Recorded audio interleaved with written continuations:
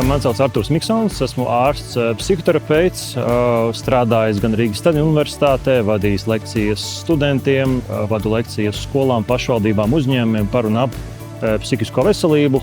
Un paralēli tam ir klīniskais darbs ar pacientiem, jauniešiem par un ap viņu psihisku problēmu jautājumiem. Biežākā kļūda, ko es redzu, ko vecāki pieļauj, viena ir par viņiem pašiem, otra par bērnu. Par viņiem pašiem ir, ka viņi sevi redz kā visvarenus, ka viņi zina visu par savu bērnu, viņi zina visu labāk par treniņiem, viņi zina labāk par treneri. Tad jautājums, cik tālu tas virzās, vai viņi sāk zākāt bērnu, sāk zākāt treneri.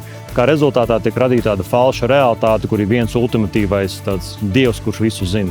Otrs ir pašam vecākam pašam par sevi, ka neredzēt kaut kādas iespējams limitācijas pašā bērnā, ka varbūt tu līdz galam 100% to bērnu nezini. Tu zini līdz kaut kādai robežai, teiksim viņu, bet iespējams ir kaut kāds jautājums, kurā viņam ar treneri saklikšu labāk. Kaut kāds emocionāls jautājums, racionāls jautājums, attiecību jautājums.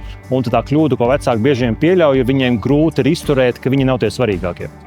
Kā kaut kādā brīdī bērna dzīvē, kad neobligāti, kad tas treneris kļūst svarīgāks, tad viņš ieņem nozīmīgu lomu, un to reizēm vecākiem grūti izturēt. Es aizņemšos no savu bijušā trenera teikto.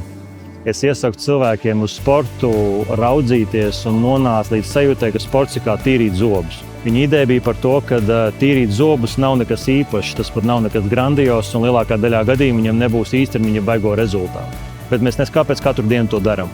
Mēs no rīta tīram zobus un vakarā.